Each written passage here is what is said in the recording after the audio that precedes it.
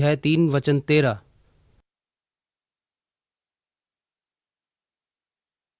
और हम इसको बस जल्दी से देखेंगे और आप इसको बाद में ध्यान से कर सकते हो। पर इसके तथ्य को हमें जानना होगा और थोड़ा समझना होगा। और गलातियों अध्याय 3 वचन 13 और 14, वैसे इसको वचन 9 से देखते हैं। तो जो विश्वास करने वाले हैं वे विश्वासी इब्राहिम के साथ आशीष पाते हैं। जितने लोग व्यवस्था के कामों पर भरोसा रखते हैं वे सब श्राप के अधीन हैं, जो कि यहूदी थे और जो व्यवस्था के अधीन थे और अपने अच्छे कामों से परमेश्वर की हजूरी और अनुग्रह चाहते थे।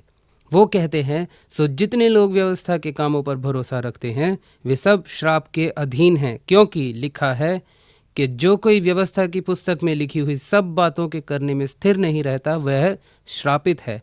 तो जो पुराने नियम करने की कोशिश करता है, कोई तरीका नहीं था कि आप सब कर सकते। और आगे कहता है, कहीं ना कहीं तुम दोषी पाए जाओगे। जब तक तुम पूरी तरह उत्तम नहीं तो तुम श्राप के नीचे हो, आप नहीं कर पाओगे। और आगे कहता है, व्यवस्था के द्वारा परमेश्वर के यहाँ कोई धर्मी नहीं ठहरता, क्योंकि धर्मी जन विश्वास से जीवित रहेगा। तो ये व्यवस्था का प्रदर्शन नहीं है, वो तो विश्वास पर जीना है, जो कि प्रभु के साथ का रिश्ता है। और व्यवस्था तो विश्वास के लिए नहीं है, व्यवस्था तो केवल मनुष्य के प्रदर्शन के लिए था। पर्याप्त प्रार्थना करो, कम करो, कर्म करो, सब कुछ करो, और तब तुमने उसको लौकिक में किया है और आपको तो पुरस्कार मिलना चाहिए। और फिर कहता है, पर व्यवस्था का विश्वास से कुछ संबंध नहीं, पर जो उनको मानेगा वह उनके कारण जीवित रहेगा। और फिर वचन 13 में, मसीह ने जो हमारे लिए श्रापित बना, हमें मोल लेकर व्यवस्था के श्राप से छुड़ाया। क्योंकि मसीह ने छुड़ा दिया, भूतकाल छुटकारा दिया व्यवस्था से। क्योंकि लिखा है, जो कोई काठ पर लटकाया जाता है वह श्रापित है। क्योंकि देखो वो क्या दर्शाता है, पौलुस दर्शाता है कि मसीह के आने से पहले व्यवस्था को 100% पूरा करना पड़ता था कि अपने बल से स्वर्ग जा सके, और ये असंभव था, नहीं हो सकता था। फिर कहता है, मसीह ने व्यवस्था के श्राप से छुड़ाया, जो कि आत्म प्रयास का आधार था। हमारे काम, हमारे कार्य, ये सब, यही सब है, सिर्फ हमारी करनी के बारे में ही है। और फिर कहता है, हमारे लिए श्रापित बना, क्योंकि लिखा है, जो कोई काठ पर लटकाया जाता है वह श्रापित है। ठीक है, तो मसीह एक काठ पर लटका कि श्राप उस पर रखा जा सके, ना कि हम पर। तो हम व्यवस्था के अधीन रहने के लिए नहीं बुलाए गए हैं। पुराने नियमों और 10 आज्ञाओं में सिद्धांत होते थे जो कि प्रकट किए जा सकते थे और व्यवस्था को संपूर्णतः पूरा किया जा सकता था। अगर हम एक दूसरे से प्रेम के साथ चलें, तुम एक दूसरे से चोरी नहीं करोगे, तुम एक दूसरे की चीजें नहीं चुराओगे, एक दूसरे की शादीशुदा जिंदगी बर्बाद नहीं करोगे, और ऐसी सब बातें। तो पुराना नियम उनके पास होता था, ना करना। मैं चाहता हूं कि आप सोचो, ना करना, ये आपको चुनौती देता है, आपके शरीर को। तो अगर मैं इस तिपाया को उठा लूं और इसको कहीं भी रख दूं मैं, और उस पे ये लिख दूं, यहाँ मत बैठना, तो क्या होगा? आप सोचोगे, क्यों, मैं यहाँ क्यों नहीं बैठ सकता? और आप यहाँ वहाँ देखोगे, और अगर मैं सच में आपसे हिसाब लेना चाहता हूँ, मैं एक और चीज़ वहाँ लिख दूंगा, गीला पेंट, छूना मत। तो क्या करोगे? क्या मतलब है गीला पेंट? मुझे तो ऐसा नहीं दिख रहा। ओहो, हाँ, गीला ही है। देखो, ना करना। जब किशोर थे तो किसी ने कहा ना करना, हम क्या करते हैं? जब मैं किशोर था तो मैं उसका उल्टा ही करता था। मतलब कि जब 12-13 साल के होते हैं, आप थोड़ा विपरीत मानसिकता का उपयोग करते हैं। ये आपकी काफ़ी मदद करता है, पर किसी भी तरह वो प्रेम नहीं दिखाता। बहरहाल, बस संपूर्ण पुराना नियम तो है कि ना करना, और ये फ़ायदेमंद नहीं था। तो मसीह ने पूर्णतः इसको पूरा किया। तो क्यों उसने किया? उसने ऐसा किया। मसीह ने जो हमारे लिए श्रापित बना हमें श्राप से छुड़ाया। वचन 14, यह इसलिए हुआ कि इब्राहिम की आशीष मसीह यीशु में अन्य जातियों तक पहुंचे और हम विश्वास के द्वारा उस आत्मा को प्राप्त करें जिसकी प्रतिज्ञा हुई है। तो इब्राहिम की आशीषें पवित्र आत्मा के कारण हमें मिली, जिसने इब्राहिम का मार्गदर्शन किया। पुराने नियम में पवित्र आत्मा कभी किसी व्यक्ति पर रुका हुआ नहीं रहता था। वो तो आता और चला जाता, आता और चला जाता, और वो सिर्फ खास मकसदों पर ही आता था। याद है कैसे एलिया ने बाल के 250, 350, अब 450 नबियों के सामने खड़ा हुआ और बोला, आज तुम देखोगे कि कौन प्रभु है। और उनको कहा, वेदी बनाओ और मैं भी वेदी बनाऊंगा और देखते हैं किसका प्रभु प्रभु है। और उनका मजाक बनाया और फिर वो सारे नबी तबाह हो गए थे। वो एक विश्वास का व्यक्ति था। उसको पता चला इजबेल उसका पीछा कर रही थी। वो उससे छुप रहा था। हे प्रभु, मुझे बस अभी घर ले जा, मैं बस मरना चाहता हूं। क्या हुआ? पवित्र आत्मा एक मकसद से आया और वो चला गया। और यीशु ने कहा कि पवित्र आत्मा की तसल्ली, वो तुम्हारे संग हमेशा होगा। तो यीशु ने जो किया उसकी आशीष है कि पवित्र आत्मा हमारे जीवनों में आता है, कि प्रभु के मार्ग पर हमको चलाए और अगुवाई करे, कि प्रभु की आशीष हमारे ऊपर आ जाए और वो कभी हमें नहीं छोड़ेगा। तो आत्मा का नेतृत्व और मार्गदर्शन ही आशीष है। पर जब हम देखते हैं कि मुद्दा क्या था, चलो देखें व्यवस्था विवरण अध्याय 28। शायद मैंने जितना सोचा था उससे ज़्यादा पढ़ाना पड़ेगा। व्यवस्था विवरण अध्याय 28, क्योंकि इस तरह हमें पता नहीं कि हम किससे आज़ाद हैं और क्या पाएंगे, हम नहीं समझते। व्यवस्था विवरण अध्याय 28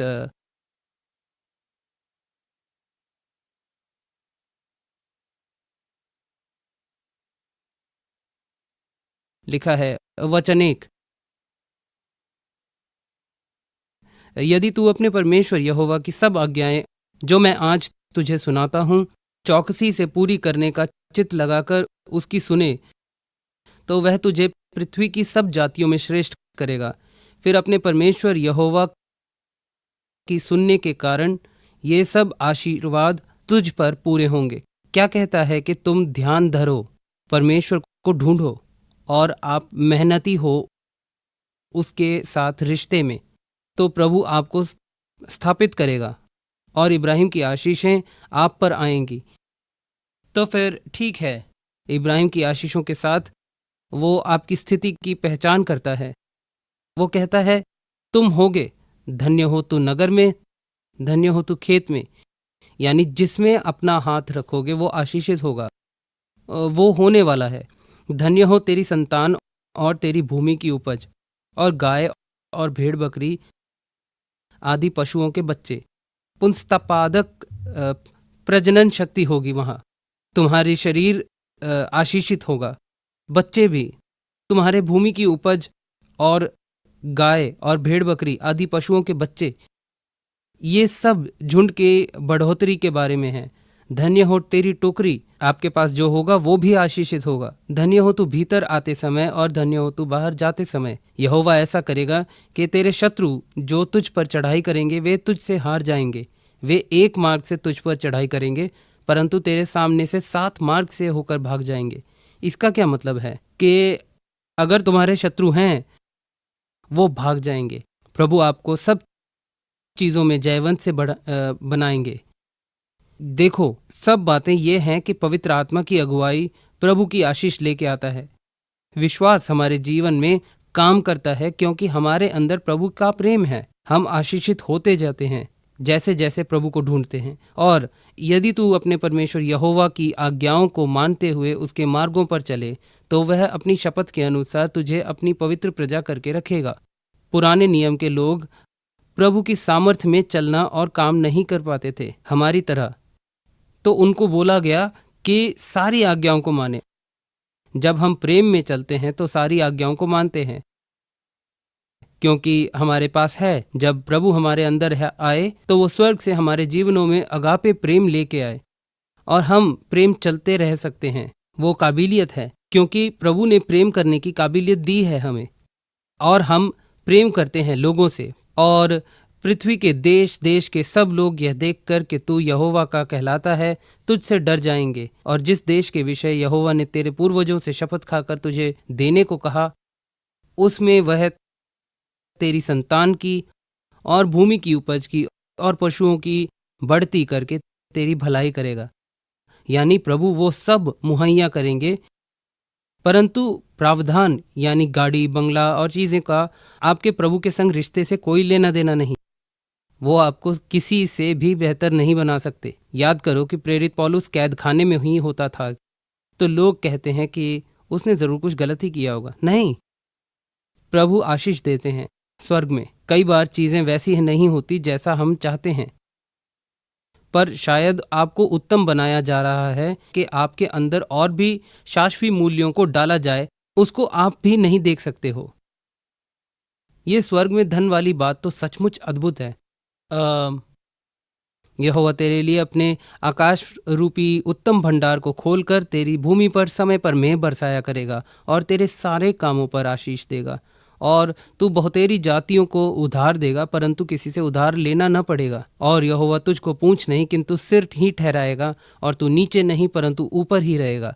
यदि परमेश्वर यहोवा की आज्ञाएं जो मैं आज तुझको सुनाता हूँ, तू उनके मानने में मन लगाकर चौकसी करे, और जिन वचनों की मैं आज तुझे आज्ञा देता हूँ, उनमें से किसी से दाहिने व बाएं मुड़ के पराये देवताओं के पीछे ना हो ले और ना उनकी सेवा करे, तो इब्राहिम की आशीषें 3 गुना थी।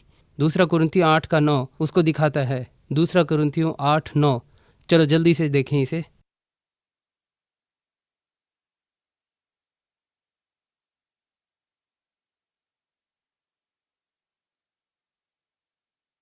और ये बताता है, तुम हमारे प्रभु यीशु मसीह का अनुग्रह जानते हो कि वह धनी होकर भी तुम्हारे लिए कंगाल बन गया, ताकि उसके कंगाल हो जाने से तुम धनी हो जाओ। तो हम छुड़ाए जा चुके हैं, समृद्ध, मैं तो कहूँगा हम प्रभु के कामों में और भी समृद्ध हैं। हम अपनी सफलता को धन से नहीं मापते हैं, हम अपने रिश्ते की ओर देखते हैं, क्योंकि हमें मकसद मिला है।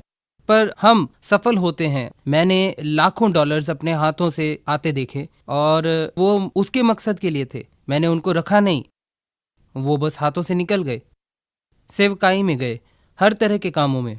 तो हमारे पास प्रभु के कामों की तरक्की और मकसद के लिए प्रावधान है।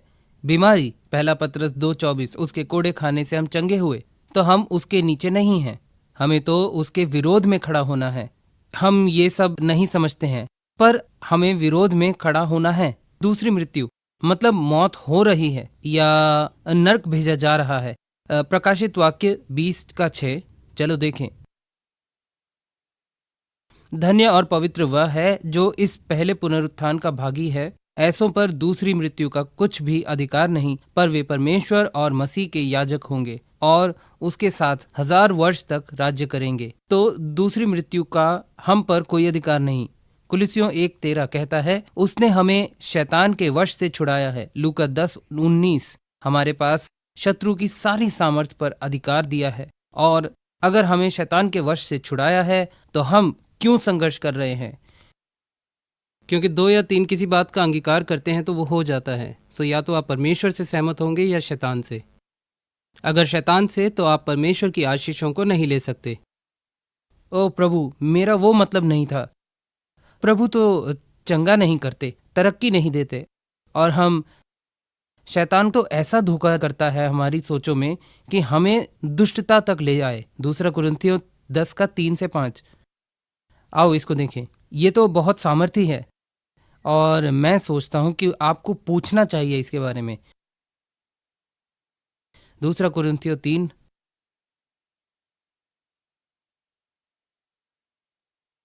दूसरा कुरिन्थियों 10, माफ करना, 10:3-5।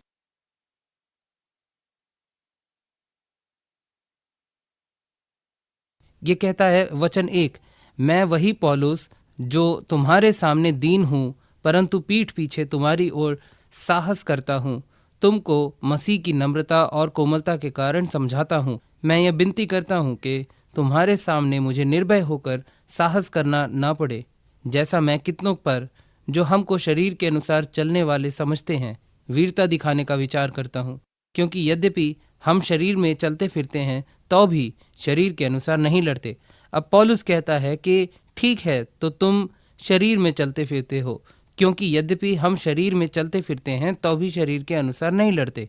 हम लोगों से लड़ते नहीं हैं, शैतान का पीछा नहीं करते हैं, क्योंकि हमारी लड़ाई के हथियार शारीरिक नहीं पर गढ़ों को ढा देने के लिए परमेश्वर के द्वारा सामर्थी हैं। हम कल्पनाओं को और हर एक ऊंची बात को जो परमेश्वर की पहचान के विरोध में उठती है और हर एक भावना को कैद करके मसीह का आज्ञाकारी बना देते हैं। हमारी अंतिम लड़ाई हमारे कानों की है। अब मैं आप सबको इसमें से लेके चलूंगा, क्योंकि ये आत्मिक युद्ध के लिए बेहद जरूरी है। यहाँ एक प्रगति को देखो, ठीक है। वचन 5 में वो शुरू होता है एक विचार से।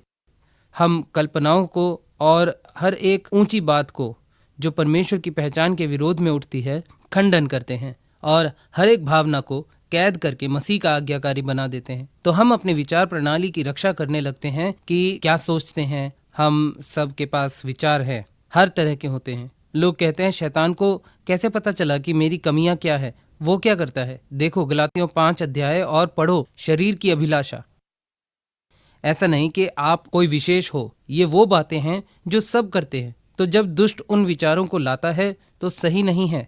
मुझे नहीं लगता कि किसी ने भी सोचा होगा कि जाके बैंक को लूटे। मैं मानता हूं कि उसके लिए भी कोई विचार का होना जरूरी है। तो अगर हम इसके आधार को देखें तो हम जान पाएंगे कि किसी के मन में ये ख्याल आया कि ओह मुझे धन चाहिए, और फिर अगले पल सोचा चलो जाके बैंक लूटूं, और वो ख्याल तो बस उड़ रहा था। और फिर हुआ यूं कि चुनने की शक्ति के कारण उसने कहा कि चलो इसको पकड़ो। फिर मनन करने लगा, और जब ऐसा किया, मतलब ये आप व्यभिचार के लिए देख सकते हो या झूठ, हर ऐसी बात के लिए ये लागू है। ये सब एक गलत विचार से शुरू होता है, क्योंकि हम उस विचार को लेते हैं और उस पे सोचने लगते हैं। हम उसको गिराते नहीं हैं, जानते हैं कि वो सही नहीं, परवाह किए बिना हम उनको सोचने लगते हैं। क्या सोचते हो फिर? वो ख्याल एक कल्पना बन जाती है। कल्पना क्या है? वो तर्क है जो आपके दिमाग में चित्र बन जाता है। आप उसके बारे में सोचने लगते हो, निपटने लगते हो उस तर्क से, और क्या होता है कि वो ऐसे तर्कों को देखना शुरू करते हैं, और वो अंत में शायद एक बैंक के पास से गुजरता है और देखता है कि, और फिर उसके बारे में सोचने लगता है, और फिर एक गढ़ बन जाता है। वो ख्याल, वो सोच अब उनके जीवन में नियंत्रण रखता है। आप इसको अभिलाषा के लिए भी देख सकते हो, धन की, चीज़ों की, किसी की भी, औरत या आदमी के लिए। आप वहाँ नहीं जा सकते क्योंकि वो सब लौकिक है। आपके दिमाग को करने नहीं दे सकते आप। आपको इनको गिराना है, वरना वो एक तस्वीर बनती है। जिस पल आप इसको तस्वीर बना देते हो तो आप एक गढ़ बना देते हो, एक मजबूत इच्छा की जाके कब्जा कर ले। और वो यहाँ कहना चाहता है कि हमारी लड़ाई कानों के साथ है। जैसा वो अपने दिल में सोचता है वैसा वो है। हमें सीखना चाहिए। तो प्रभु कहते हैं दिमाग युद्ध स्थल है, हमें बुराई का विरोध करना है। तो क्या करते हैं हम? मैं क्या करता हूँ, सभी मर्द जितने मैं जानता हूँ मसीह में आने से पहले उनको दूसरी औरतों के लिए अभिलाषा होती है। वो किसी औरत को देखते हैं और क्या होता है कि वो देखना शुरू करते हैं और फिर उसके बारे में सोचने लगते हैं, कल्पना करते हुए। और मेरे साथ क्या हुआ, जब मैं मसीही बना तो मैंने एहसास किया कि मुझे इससे निपटना होगा, क्योंकि मैं शादीशुदा हूँ, कभी अपनी पत्नी को धोखा नहीं दिया, पर मुझे उससे लड़ना था। आदमी प्रेरित होते हैं जो वो देखते हैं और औरतें सुनने से। तो मैं किसी पासबान से मिला और लंच पे ले गया उन्हें। मैंने पूछा आप अभिलाषा से कैसे निपटते हैं, और उसने कहा मुझे तो कोई ऐसी परेशानी नहीं। पर जैसे ही वहां से वेट्रेस गई, उसकी मुंडी गई पूरा ध्यान लगाते हुए। ओह आओ भी, अब ईमानदार बनो, हम जूझते हैं इन सब से। मैंने तो सोचा था वो एक सही व्यक्ति है इस विषय के लिए, पर जब मैंने वचन पढ़ा, मैंने जानना शुरू किया कि मेरे बदन ने नया जन्म नहीं लिया है, पर आत्मा है। मेरी आंखों को अंतर नहीं पता। एक नज़र में वही तरीके हैं कैसे एक प्राकृतिक मनुष्य देखता है।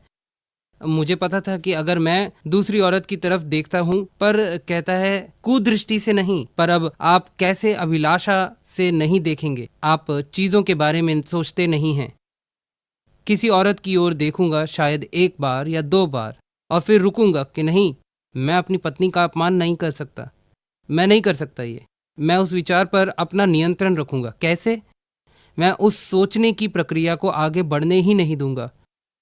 आप ऐसे निपटने लगते हैं और फिर आप जल्द ही आज़ाद हो जाते हैं। मेरी पत्नी जानती है कि मैं औरत को देखता हूँ। मैं अगर कहीं अकेला हूँ और किसी जगह पर ऐसे ही किसी स्त्री को देखता हूँ, दोबारा भी फिर देखने लगता हूँ, तो मैं खुद पर नाराज होता हूँ। यीशु के नाम में मैं नियंत्रण लेता हूँ उस ख्याल का।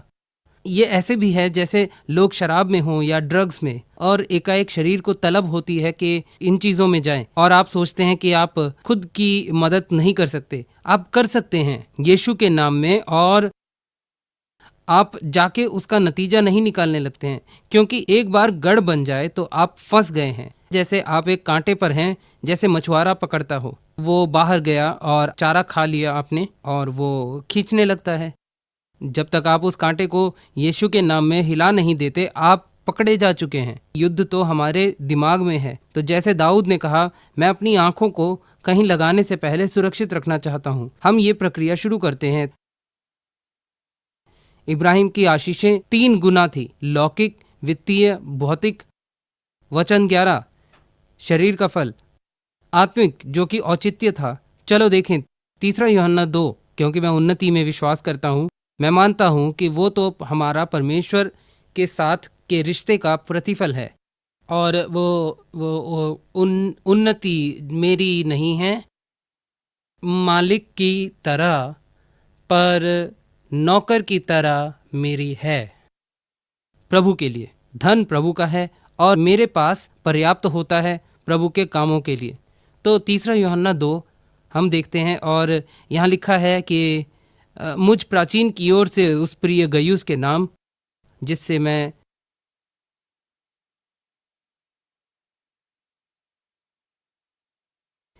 मुझ प्राचीन की ओर से उस प्रिय गयुस के नाम, जिससे मैं सच्चा प्रेम रखता हूँ। हे प्रिय, मेरी ये प्रार्थना है कि जैसे तू आत्मिक उन्नति कर रहा है, वैसे ही तू सब बातों में उन्नति करे और भला चंगा रहे। तो हम ये देखते हैं, मैं इससे निपटता था और मैंने समझा प्रभु तो चाहता है कि मैं उन्नति करूं। किस बात में? उसके मकसद में, और उसके लिए हमेशा प्रावधान होता है। पता है, एंड्रू ने मुझे 80 के दशक में बोला था कि मैं $20 मिलियन की इमारत खड़ी करने जा रहा हूं वुडलैंड पार्क में। मैंने सोचा ये कैसे हो सकता है, पर बहरहाल वही तो प्रभु की योजना थी। तो प्रभु ने प्रावधान लेकर आए, और ऐसे ही लोग भी उस मकसद के लिए प्रभु हमें सफल देखना चाहते हैं, पर इंसानी कोशिशों से नहीं। कोई अच्छे पके हुए पकवान नहीं थे कि हम उन पकवानों को बेच के इतना धन इकट्ठा कर सकते। तो ये हमारी काबिलियत से बाहर था कि कैसे उतना धन इकट्ठा करें। तो वो प्रभु के हाथों में था, और उन्होंने प्रावधान किया लोगों के द्वारा, और चाहते थे कि हम उन्नति करें। पर ये और भी कहता है, जैसे तू आत्मिक उन्नति कर रहा है। आपकी आत्मा है आपका दिमाग, इच्छा और भावना। तो जैसे आप वचन पर मनन करने लगते हैं, आप वचनों को अंगीकार करते हैं और विश्वास पर चलने लगते हैं, आप उन्नति करोगे। जिसके लिए प्रभु ने बुलाया है, रोमियो 5:17, हमें राज्य करना है। इसका मतलब हम प्रभारी हैं पवित्र आत्मा के द्वारा यीशु के नाम में हमारे जीवन में। और फिर थोड़ा आगे जाएंगे हम, कहता है हमें हावी होना है, ना कि हावी होने देना है। परिस्थितियां हावी होने के लिए नहीं है, हमें उन पर हावी होना है। गरीबी हम पर राज्य करने के लिए नहीं है, बल्कि हमें उन पर राज्य करना है। बीमारी हम पर राज्य करने के लिए नहीं है, क्योंकि हमें उन पर राज्य करना है। हमें अपने जीवन पर राजाओं की तरह राज्य करना है मसीह यीशु के द्वारा, जिससे हमें छुटकारा मिलता है। और फिर व्यवस्था विवरण 28:1-14 हमें विश्वास करना होगा बिना किसी शक के कि हमें अब्राहम की आशीषों में काम करना होगा और उसके वंशज होने के नाते हमें उन्नति करनी है, क्योंकि प्रभु का आत्मा अब हम में है हमारे नेतृत्व, मार्गदर्शन और प्रत्यक्ष करने के लिए। और प्रभु की योजना, उनका मकसद हमारे जीवन से हो, क्योंकि उसके पास हमारे जीवन का अधिकार है। तो प्रावधान को आगे आना होगा। प्रभु की बुलाहट के कारण विश्वास कैसे काम करता है, इस आधार पर मुझे अनावश्यक होना पसंद है। तो हम दोबारा देखेंगे। मरकुस 11:23 बताता है, जुबान से अंगीकार किया जाता है उद्धार के निमित्त। ये सिर्फ इसी के लिए नहीं, उद्धार तो प्रभु से पाई हर वस्तु के लिए सत्य है। आप उसको प्रभु के वचन में देखते हो और मुंह से अंगीकार करते हो। जैसे ये करते हो, आप वो पाते हो जो कहते हो। अगर दिल में विश्वास करो, ना कि मानसिक सहमति। मानसिक सहमति तो वो बात है जिसने ज्यादातर लोगों को प्रभु की आत्मा में आगे बढ़ने से रोका है। लोगों को लगता है कि अगर एंड्रू ने किया तो हम भी कर सकते हैं। उसने जड़ों को बनाया कि जब आपको आपकी आशीषों से हटाने के लिए तूफान आए तो वो जमीन पर रहे। ब्रायन और मैं ब्रेक में बात कर रहे थे कि अभी के काल में, आज में कैसे जीते हैं हम लचीला बनकर। बाइबल सिखाती है कि खजूर के समान लचीला बनना चाहिए। आंधी आती है और उड़ाती है, और ये पेड़ तो लचीला है। और वो बता रहा था कि आंधी आते वक्त आगे पीछे झुकना एक रासायनिक प्रतिक्रिया करता है, जिससे जड़ें गहराइयों में अंदर और अंदर और अंदर चली जाती है, ताकि वो ऐसे तूफानों का सामना कर सकें। और इसका ठीक विपरीत हुआ मेरे घर में। मेरे घर में चिनार के कई पेड़ हैं, और 2 हफ्ते पहले बहुत आंधी आई और मैंने एक को देखा। वो तो काफ़ी लचीला था, पर उन दोनों पेड़ों में फ़र्क ये है कि चिनार का पेड़ नीचे तक नहीं जाता है, वो सब जगह फैल जाते हैं और उनकी जड़ें भी कमज़ोर होती हैं। क्या लगता है आगे क्या होगा उसके साथ? क्योंकि जड़ें कमज़ोर हैं, वो गिर गया, जड़ है ही नहीं। और ऐसा ही कई बार हमारे और प्रभु के रिश्ते में होता है, उन लोगों के साथ जो प्रभु ने बनाई सच्चाई के साथ चलने में, कि जड़ें मजबूत होती हैं जब जिंदगी के उतार चढ़ावों से गुजरते हैं और वचन में जाते हैं और उनकी सच्चाई में जड़ लेते हैं। और जैसे जैसे तूफान आते हैं, जड़ें गहरी गहरी और गहरी जाती हैं। सुना वो गाना, मैं नहीं हिलूंगा। अब इतने ताकतवर बन जाते हैं कि जड़ें इतनी गहरी हो जाती हैं कि आप उस चिनार के पेड़ की तरह उखड़ नहीं जाओगे। अब इसमें सही उदाहरण है बलूत का पेड़। हमने पहले भी इस पेड़ की बात की थी, पर क्या होता है कि इस पेड़ के साथ कि ये लचीला नहीं है, और ये छोटा सा पेड़ बड़ा होता है और उसकी जड़ें भी गहरी होती हैं, पर वो उखड़ जाता है क्योंकि वो नाजुक होता है। देखो, हमें लचीला होना पड़ता है अपनी जिंदगी भर। हवा जैसे बनना होगा। हमें नहीं पता कहाँ जा रहे हैं, पर वो सब अच्छा होगा। तब हम एक अच्छे सफर को पाते हैं, एक बेहतर जिंदगी, क्योंकि हमारी आत्मा, दिमाग और भावनाएं प्रभु की कही बातों में जड़ पकड़े हैं।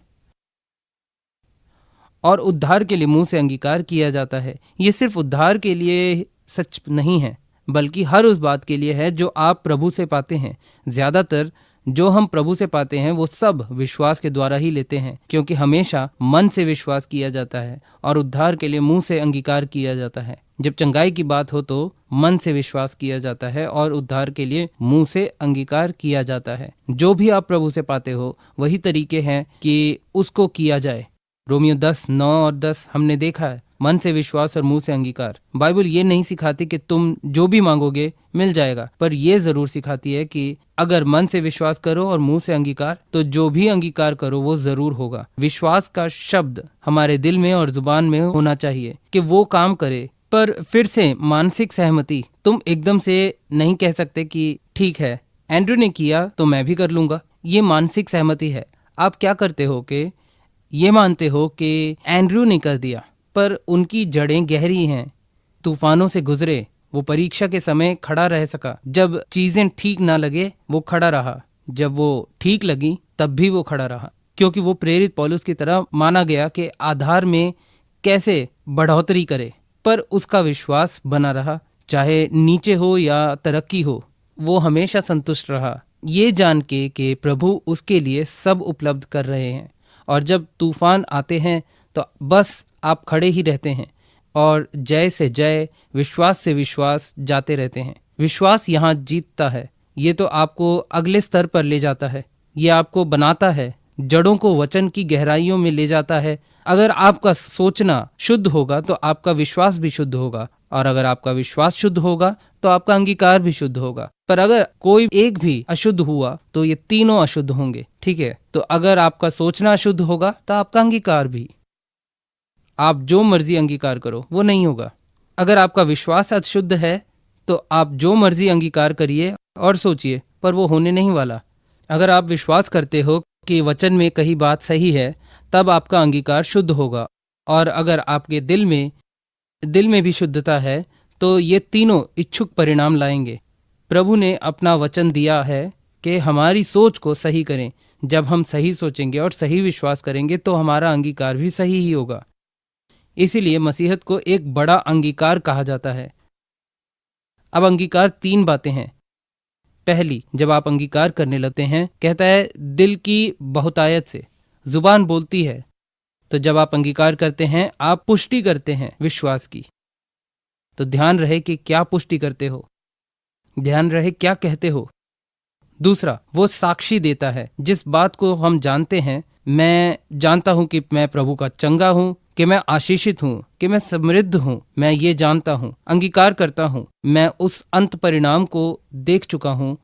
तीसरा, उस सच्चाई की गवाही देना जिसके लिए हमें सामर्थी बनाया है। तो आपका अंगीकार पुष्टि और प्रमाणित करता है प्रभु की सच्चाई को। जब हम उन कष्ट भरे दौर से गुजर रहे होते हैं, हम अंगीकार करते जाते हैं जो प्रभु ने कहा है, और यही हमारी गवाही है सबके लिए।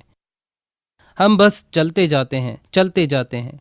आप धन की तंगी से गुजरते, और मैंने एक दंपत्ति को परामर्श दिया सेवकाई में। उन्होंने मुझे कॉल किया और कहने लगे, डैन, तुमने हमें बच्चों की पढ़ाई के लिए कुछ बताया ही नहीं। मैंने कहा, वहीं तो तुम्हारा विश्वास काम करेगा क्योंकि गर्मी में तो बच्चों की पढ़ाई का खामियाजा भुगतना पड़ता है। और एक और है, मुझे चर्च से कॉल आया और किसी वजह से मैं कॉल उठा नहीं पाया, पर मुझे ये संदेश मिला, मुझे आपसे बात करनी है। मुझे पता है क्या कहना है आपको। चंदा कम हो रहा है, लोग कम हो रहे हैं, पर लोगों को खुश रहने दो। प्रबंधन करो जो आता है, प्रभु पर भरोसा करो, तभी तो उन्नति आएगी और प्रभु आपको निराश नहीं करेंगे। तो हमारा अंगीकार कई बातों पर निर्भर होता है। परमेश्वर और मसीह ने क्या लिखा है हमारे लिए इस छुटकारे की योजना में। उसने मेरे सारे पापों को अपने ऊपर ले लिया और अब्राहम की आशीषें मुझ पर आएंगी। मैं इन सब को अपने जीवन पर बोलता हूँ, वो मेरा है। प्रभु हमारे अंदर वचन और पवित्र आत्मा के द्वारा क्या ले आया है, नया जीवन और पवित्र आत्मा का उमड़ना। हम क्या हैं पिता परमेश्वर के लिए मसीह में उसके बच्चे। वो तो आपसे प्रेम करता है। यीशु क्या कर रहा है पिता के दाहिने हाथ पर, कि वो हर पल हमारे लिए हिमायत करता है। और 5वां, प्रभु हमसे क्या कर सकता है, संसार क्या करेगा हमारे जुबान से। हम अपने जीवन को परमेश्वर के वचन के प्रकाशन के अनुसार जीने लगते हैं। ये कैसे हुआ? मनन करके, अध्ययन करते हुए अपने आप को परमेश्वर का ग्रहण योग्य और ऐसा काम करने वाला ठहराने का प्रयत्न करे जो लज्जित होने ना पाए और जो सत्य के वचन को ठीक रीति से काम में लाता हो। तो हम निडर और साहसी बन जाते हैं, क्योंकि हम देखते हैं प्रभु की योजना और समझने लगते हैं प्रभु ने हमारे लिए क्या किया है। हम संदेह नहीं करते, जो हम कहते हैं वो होता है, और एक बार जो कहते हैं उस पर पूरा विश्वास करते हैं, क्योंकि हमारे लिए इनाम का महान प्रतिफल है। और फिर हमें धीरज धरना होगा, क्योंकि कभी कभी वक्त का मुद्दा हो सकता है। तो हम उसका सामना करते हैं, उसके विरोध में यीशु के नाम से बोलते हैं और वो होता है। अगर हम तुरंत प्रकटीकरण होते हुए नहीं देखते तो हम धन्यवाद देते हैं, क्योंकि वो अविश्वास समान है। मैं कहता हूँ, पिता आपका धन्यवाद, मैं जानता हूँ आपने सुन लिया है। मैं चिंता नहीं करता हूँ, बल्कि मैं उसके बारे में सोचता भी नहीं हूँ अब, क्योंकि मैं वर्तमान में जीता हूँ। तो मैं चिंतित नहीं हूँ, वर्तमान अभी है। कल किसी ने कहा वर्तमान एक तोहफा है। ये पल जो प्रभु से मिला एक तोहफा है। हमारे दिलों और मुंह में सांस है, हम जिंदा हैं, ये तो तोहफा है। तो हम जिंदा हैं, ये एक तोहफा है, और उस तोहफे में जीते हैं जो है अभी। देखो, हम भविष्य में नहीं जीते हैं, भूतकाल में भी नहीं। हम उसको जल्दी करने को नहीं कहते। प्रभु जल्दी में नहीं है, उसका समय उत्तम है। मैं जानता हूँ वो घड़ी नहीं पहनता क्योंकि मैं अपनी देखता रहता हूँ, पर वो जानता है क्या हो रहा है, और वो आपको इसमें से निकालने के लिए तैयार करता है, ये दिखाने के लिए कि वो आपको निकाल लाएगा। और चाहे जो भी हो रहा हो, आप विजयी होगे। हर चीज जिससे हम गुजरते हैं भलाई के लिए है, ताकि उसके हाथों के नीचे विनम्रता से जीने से हम अनंत काल के लिए जी रहे हैं। हम स्वर्ग में धन बटोरते हैं, और जब हम वो करते हैं जिसके लिए प्रभु ने बुलाया है, हम विपत्ति का सामना करते हैं। पर हमारे अंदर वो प्रभु है जो हमारे लिए लड़ता है। अगर हम गलत बात को मांगते हैं ताकि हम अपनी वासना पर उपभोग करें, तो उसका उत्तर होता है नहीं। वो कहता है तुम मांगते हो, बुरी इच्छा से मांगते हो। तो हम ऐसी स्थिति में होते हैं जहां लगता है जो मैंने मांगा शायद वो प्रभु की योजना नहीं है। वो जो मेरी जिंदगी में कर रहा है शायद उससे अलग है जो मैं चाहता हूँ कि वो करे। शायद मेरे लिए गोल्फ खेलने से बेहतर योजना है, शायद मैं उससे बेहतर हो जाऊं। शायद मुझे 7 साल पहले रिटायरमेंट लेने की जरूरत नहीं, क्योंकि प्रभु की योजना कुछ और ही है, और मैं वो करना चाहता हूँ जो मुझे मन करता है। तो फिर महसूस होता है कि प्रभु की योजना बड़ी है। 58 की उम्र में मैंने निर्णय लिया कि मैं तो रिटायर हो चुका हूँ। 7 सालों के लिए ये हुआ। सब आरामदायक था, मैं सेवा में भी था, सेवा कार्य करता था, मेरी सारी सेवकाई करता था, और ये रोचक समय था। और एक बार मैं गोल्फ खेल रहा था और आवाज़ आई, तुझे बहुत कुछ पता है कि यहाँ वक्त ज़ाया करे। और मुझे लगा हैं, ये मज़ेदार था, बहुत आसान था। पर मेरी पत्नी को किसी ने बताया, और वो अच्छा गोल्फ खेलती है। और फिर प्रभु ने अपने लोगों को भेजना शुरू किया। मेरी पत्नी से बात किया कि मुझे इस कॉलेज में आना था, और बात करके वापस सिखाने में लगना था। और मैंने कहा मैं प्रार्थना करूंगा इस बारे में। पता है, जब मैं कहता हूं कि मैं इस बारे में प्रार्थना करूंगा तो इसका मतलब क्या होता है? इसका मतलब होता है नहीं, पर मैं नहीं बताऊंगा अभी से। तो मेरी पत्नी बोली, मुझे लगता है तुम्हें वेंडल से बात करनी चाहिए। क्या मैंने तुमको ये बताया था? नहीं बताया था ना पहले? तो ये 2007 में था। और तो मैंने ऐसा नहीं किया, और मैं टूसॉन को जा रहा था। और मैं जब जहाज़ से उतरा और जा ही रहा था तो मेरे सामने वेंडल था, बिल्कुल वहाँ जहाँ आप जाते हैं और चेक इन करते हैं। हम दोनों के बीच में कोई भी नहीं था, और मैंने देखा और दोषी पाया गया मैं, और मैं ऐसे चलने लगा। और वेंडल पीछे मुड़े और उन्होंने बोला, डैन भाई। और मैंने देखा, ओ वेंडल। और मैं सोचने लगा, ओ नहीं, क्योंकि मेरी पत्नी ने मुझे बोला था कि मुझे उनसे मिलना चाहिए और बात करनी चाहिए। तो हम वहाँ खड़े होकर बातें करने लगे, और वो बोले, तुम्हें मुझसे आके बात करनी पड़ेगी। और मैंने कहा ठीक है, और मन में कहा इस बारे में मैं प्रार्थना करूँगा। और वो शायद अप्रैल में था, और मैंने प्रार्थना नहीं की, क्योंकि मैं ऐसा कुछ नहीं चाहता था, क्योंकि ज़िंदगी तो मज़ेदार थी। मैंने प्रभु को अपनी ज़िंदगी के इतने साल दे दिए थे, ऊपर से मैं सेवा ट्रिप्स पे जाता था। मैं हमेशा मिशन में यहाँ वहाँ जाता रहता था, एक साल में लगभग 3-4 बार। तो मैंने इस बारे में अपनी पत्नी को नहीं बताया, वरना वो कहती मैंने कहा था ना तुमको। फिर उसी साल अगस्त में प्रार्थना योद्धा J.R. हेमस, वो पासबानी करते हैं चर्च ऑफ रॉक में, उसने मुझे कॉल किया, क्योंकि मेरे पास पेनी और J.R. दोनों ही काफ़ी आत्मिक हैं, और वो प्रभु की आवाज़ सुनते हैं, और मैं तो सिर्फ कार्योन्मुख व्यक्ति हूँ जो अच्छे से सुन नहीं पाता हूँ, और मैं बहुत ही मनमौजी हूँ। तो उसने मुझे कॉल किया और कहा, डैन, प्रभु ने मुझसे आज बात की और कहा तुमको वेंडल से बात करनी चाहिए आज ही। और फिर जब उसने कहा, मैं वेंडल से मिला, और मेरी पत्नी बोली, मैंने फ़ोन रखा और मेरी पत्नी ने पूछा क्या चाहता है J.R. मैंने कहा, वो बोला कि आज ही वेंडल के साथ अपॉइंटमेंट रखना होगा। वो बोली चलो कॉल करो, और मैंने उसको कॉल किया, और वो बोले, मैं तुमसे कल मिल सकता हूँ। और मैंने कॉल काटी, और मैं सोचने लगा, अरे नहीं, मतलब मेरा शरीर तो शरीर ही है ना, उसको तो 7 साल अपनी मर्जी करने के लिए मिल चुके थे, तो उसका अब पुनरुत्थान हो चुका था, थोड़ा ताकतवर हो चुका था वो। जैसे ये हुआ और मैंने वेंडल से मुलाकात की और वो बोले, क्या तुम आके यहाँ सिखाओगे? मैंने कहा हाँ, पर अभी तो मैं थोड़ा व्यस्त हूँ। बचने की कोशिश कर रहा था ना। मैंने कहा मैं फिलहाल थोड़ा व्यस्त हूँ। तो वो बोले, तो क्या तुम एक विशेष वक्ता के रूप में आओगे? बस कुछ एक बार ही बोलना। मैंने कहा ठीक है। और मैं एक सत्र में लगभग 7 कोर्स सिखाने लगा और अब चीज़ें बदल चुकी है। मैं एक सत्र में लगभग 70 बार सिखाता हूँ। तो आप क्या देखते हैं कि वो प्रभु था जो मुझे वापस लाया उसी स्थान में। मुझे लगता है प्रभु ने खुद मुझे उस पल के लिए आज़ाद कर दिया था और फिर मुझ पर एक मांग रखी कि वापस आ जाओ। और मैं तो चाहता हूँ। और मेरी पत्नी बोली, तुम मेरी सुनते क्यों नहीं हो? मैंने कहा कि बाइबल कहती है 2 या 3 गवाहों के मुंह से हर एक बात ठहराई जाएगी।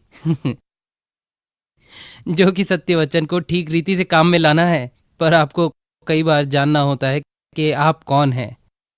आपको जानना होगा कि शायद आप सबसे चमकदार बल्ब नहीं हैं। और मैं जानता हूं कि मैं प्रभु के वचन के लिए एकदम मेहनती हूं और मैं पढ़ाना पसंद करता हूं। पर कभी कभी मेरा बदन तो कुछ और ही ओह ओह मुझे गर्मियां पसंद है। पर जान लो कि आपको आज्ञाकारी बनना होगा और फिर ऐसा पल आता है कि प्रभु हमें वापस ले आएगा, जैसे उसने पेनी के साथ किया और वेंडल और जेआर से भी। और मैं आ गया। वो मुझे वापस चाहता था तो मैं भी इच्छुक बन गया। और फिर मैंने सोचा, मैंने इनसे कहा मैं तो बस 2 सालों के लिए करूँगा। तो मैंने 2 सालों के लिए निर्णय लिया और वो था 2008। और फिर 2010 आया, फिर 2012 और ऐसे ही। पर आपको समझना होगा कि आपका शरीर आपको हर तरह आपकी काबिलियत के अनुसार करने से रोकेगा, क्योंकि वो छिपाता है कि परमेश्वर आपके जीवन में क्या करना चाहते हैं। तकलीफ ये है कि शरीर ने आप पर इतने समय नियंत्रण रखा था कि मुश्किल लगता है जब आप प्रभु के आत्मा की चाल को सीखने लगते हो और आत्मा में चलते हो और वचन पर भरोसा करने लगते हो। हम एक तत्काल समाज में हैं, हमें सब अभी ही चाहिए। अगर ना हो तो प्रभु को तो मेरी चिंता ही नहीं है।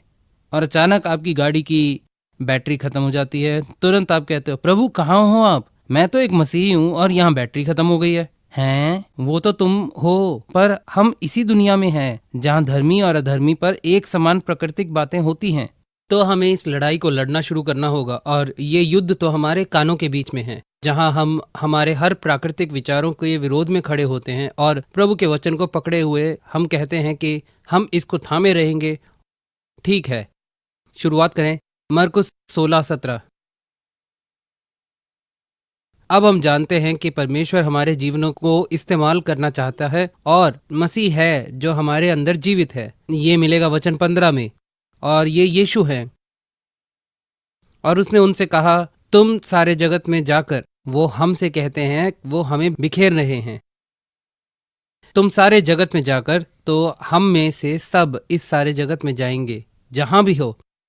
सारी सृष्टि के लोगों को सुसमाचार प्रचार करो। वचन का प्रचार हर बार करो जब भी मौका मिले। जो विश्वास करे और बपतिस्मा ले उसी का उद्धार होगा, परंतु जो विश्वास ना करेगा वह दोषी ठहराया जाएगा। और विश्वास करने वालों मेरे नाम से दुष्ट आत्माओं को निकालेंगे। ओ, हम तो समकालीन कलीसिया हैं और हम तो दुष्ट आत्मा नहीं निकालते, हम उनको सलाह देते हैं।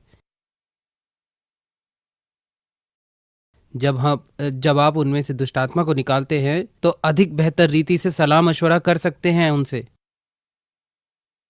ठीक है, शुक्रिया इस गर्मा गर्म चुप्पी के लिए। शैतान सच में है। लोग जो दुष्टात्मा ग्रस्त हैं वो सच है। तो जब हम उनको सलाह देते हैं तो शैतान तो झूठा है, वो कहता है हाँ हाँ ये मैं ही हूँ, बस एक दुआ करो और मैं यहाँ से बाद में चला जाऊंगा। पर अगर तुम उसको बाहर निकालते हो, लोग आज़ाद हो जाते हैं। तो इसीलिए मत सोचो कि दुष्ट आत्मा निकालना कुछ अजीब है। सलाह करना मुश्किल है। दुष्ट आत्माओं का निकाला जाना ही आज लोगों की जरूरत है। नई नई भाषाएं बोलेंगे। क्यों? क्योंकि आपको वो भाषा वापस मिलती है जो उत्पत्ति 11 में गुम हो चुकी थी, जब सारी दुनिया में एक ही भाषा थी। वो पवित्र आत्मा ही इतनी काबिलियत देता है कि स्वर्गीय भाषा में बोल सको और प्रभु का मकसद प्रकट होता है। स्वर्गदूत भी हमारे शब्दों को सुनते हैं और प्रभु के सिंहासन के सामने ले जाते हैं और तब उनका उत्तर मिलता है।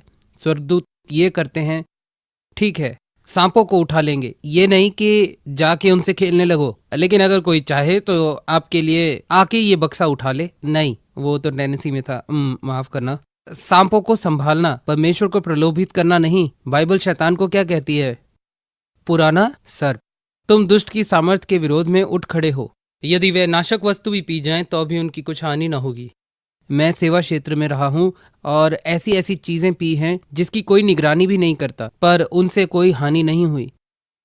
आप वहां प्रभु के लिए हो, मैं ध्यान देने की कोशिश करता हूं, और आप वो खाते हो जो वो खाते हैं। प्रभु का अनुग्रह उसमें मदद करेगा। लेकिन अगर आप एक आशीष की तरह पहचाने जाना चाहते हो तो जो आपके पास है उसे दे दो। अगर आपके पास मूंगफली की पट्टियां हैं तो मेरा सूटकेस तो मूंगफली की पट्टियों से भरा हुआ है। सेवकाई में जाते वक्त सबसे उदार व्यक्ति दिखता हूँ, क्योंकि मैं हूँ वैसा।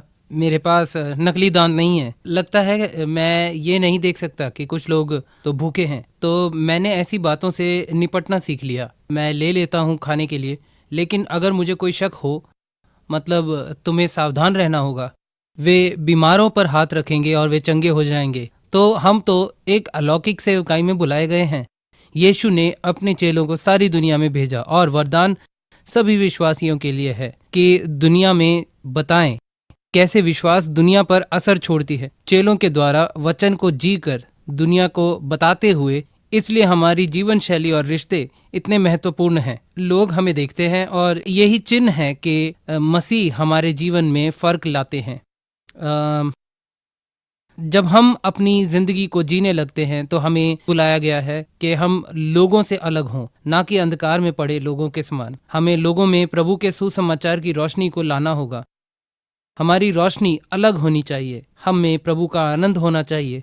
हमारे अंदर प्रेम और देखरेख होनी चाहिए। पर दुर्भाग्य से हम करते हैं आलोचना, निंदा, और ये किसी को प्रभु के नजदीक नहीं लाता। कोई भी ऐसे किसी के पास नहीं रहना चाहता जो हमेशा उनकी गलतियां निकाले। जब मैं व्यापार करता था तो मैं लोगों से कहता था कि एक अगुवा होने के नाते आपकी ताकत है कि आप ऐसे लोगों को चुने जो बिल्कुल आप जैसे नहीं, पर समझते हैं कि आपकी कमजोरी और ताकत क्या है और हमेशा आपकी कमजोरी से ऊपर हो। मैं एक विस्तृत व्यक्ति नहीं हूँ। मैं विस्तृत हूँ जब वचन की बात हो। मैं पूर्णतः वैचारिक हूँ। मेरी पत्नी तो विस्तृत है। जब भी हम सेवाओं का बीड़ा उठाते हैं वो सारे विवरणों का ध्यान रखती है, उसको सारे कदम पता होते हैं। मैं सिर्फ दर्शन देख पाता हूँ और फिर मैं प्रभु पर भरोसा करके चलता हूँ। तो हमेशा अपनी कमजोरी को ढूंढो और ठीक करो। इस तरह आपको कोई प्रतिस्पर्धा नहीं होगी और आप लोगों को देना समझोगे। मसीह के चेलों के द्वारा हम वचन को जीते हैं और उसका प्रचार करते हैं। प्रेरितों के काम 1:8। ज़्यादा वक्त नहीं है हमारे पास, पर देखो 30 सेकंड है बस। पर तुम सामर्थ पाओगे। यूनानी में सामर्थ यानी डूनामिस, ये एक चमत्कारी सामर्थ्य है। जब पवित्र आत्मा तुम पर आएगा तो ये सामर्थ हम पर तब आता है जब पवित्र आत्मा हम पर आता है और वो हमें मसीह के गवाह होने के लिए सामर्थी बनाएगा।